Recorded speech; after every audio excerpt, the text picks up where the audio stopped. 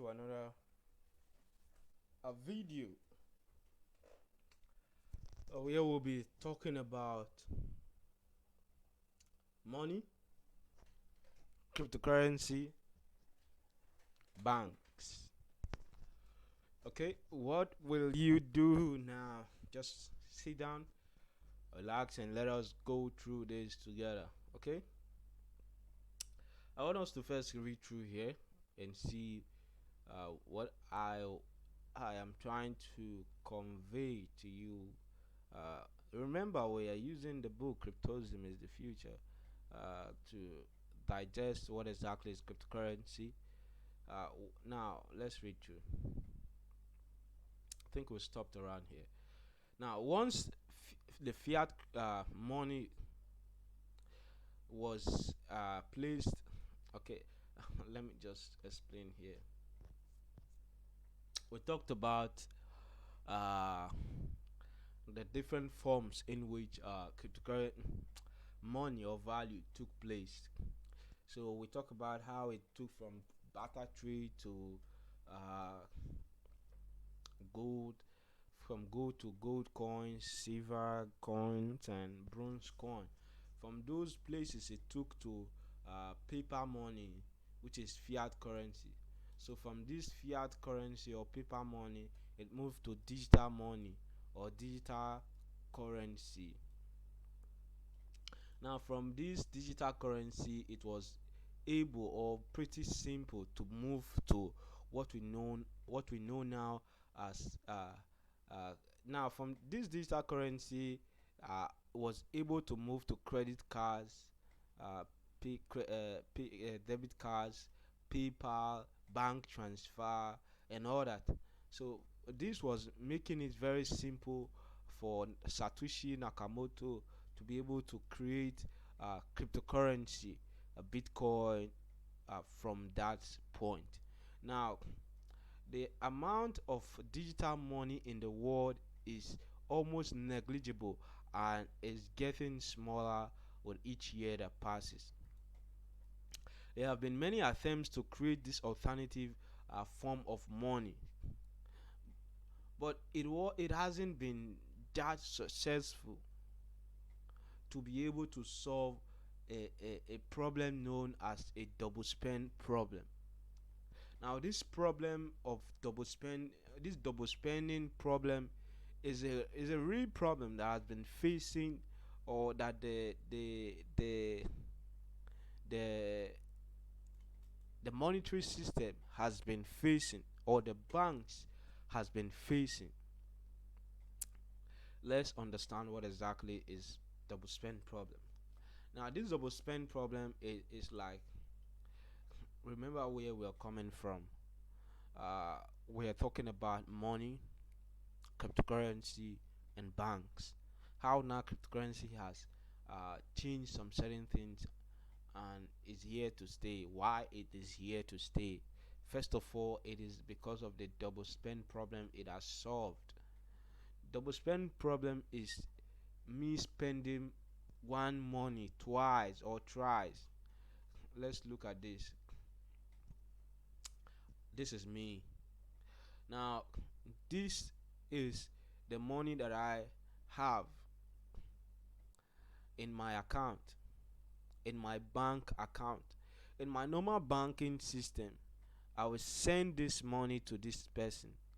Because I am a hacker, I will delete this database, this entry that I have sent this money to this man here from the database or database of the bank system, because the bank system operates in a centralized database.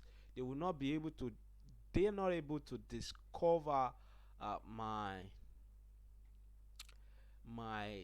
entry, or my omitting or deleting my transaction or record in their database.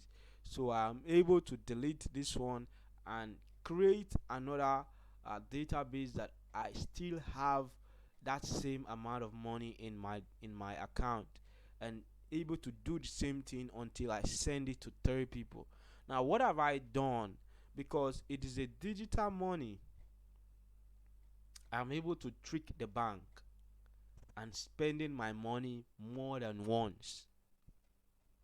Okay, many of you might not understand that this thing is in existence, or uh, people are doing it, but it is very common. That is why hackers hack banks, central banks.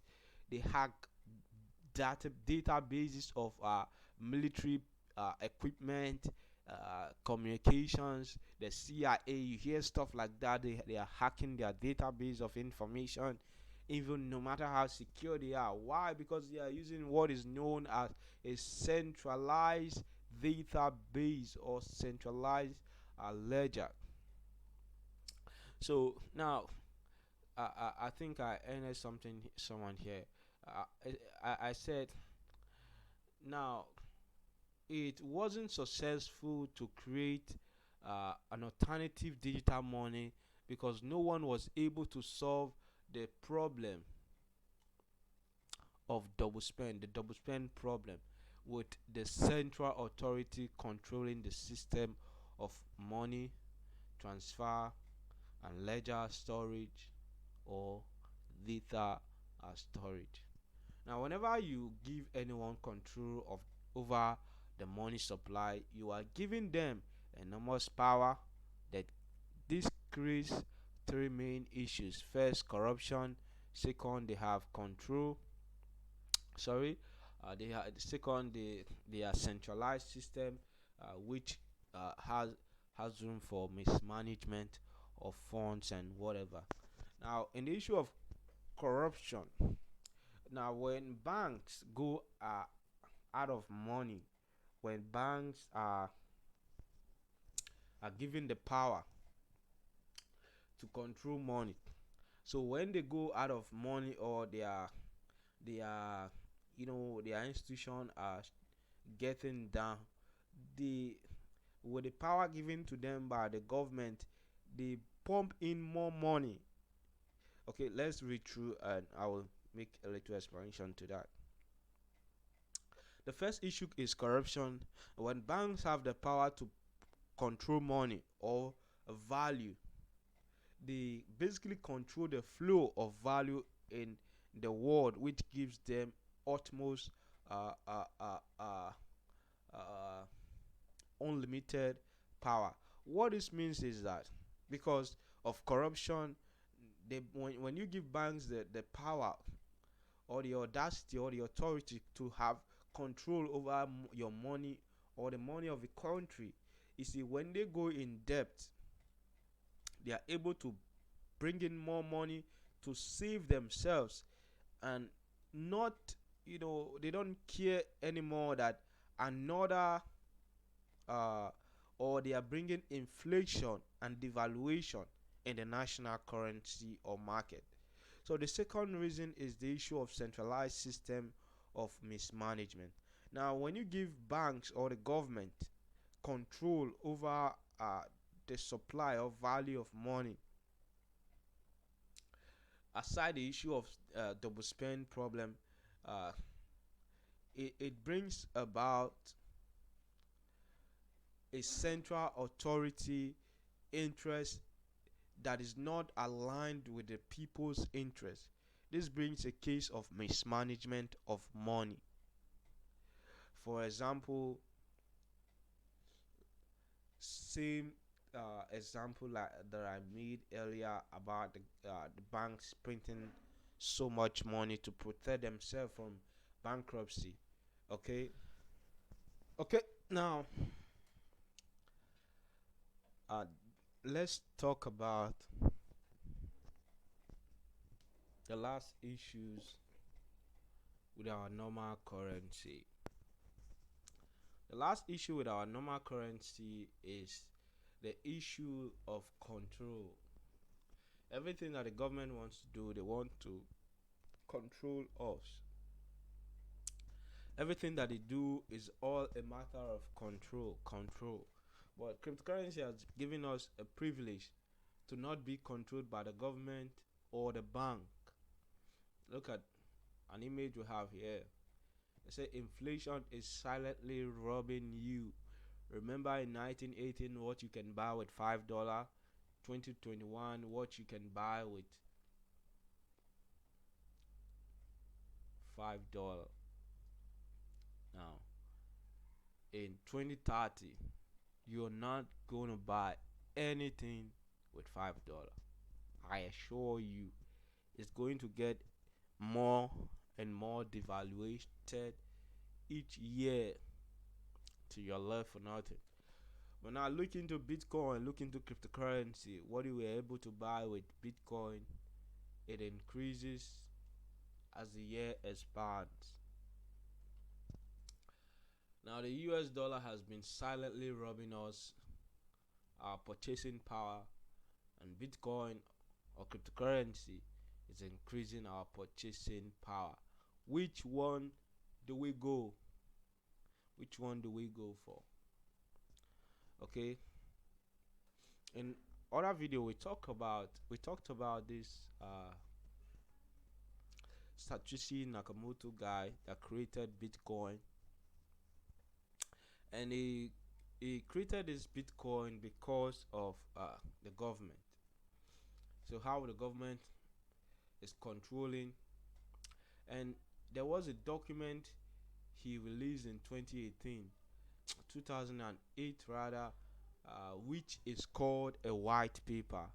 So this document suggests a way of creating a system for a decentralized currency controlled not by the government but by the people.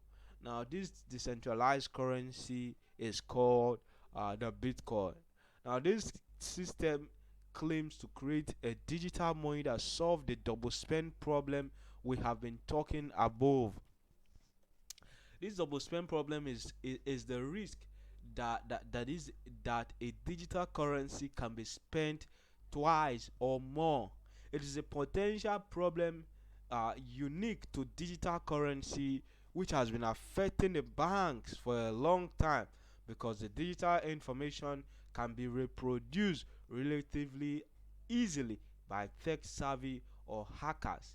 Now, double spend problem is a potential flaw in the digital cash in the banking system. Is a digital flaw in the banking system in which the same digital cash can be spent more than once, more than twice, more than double times.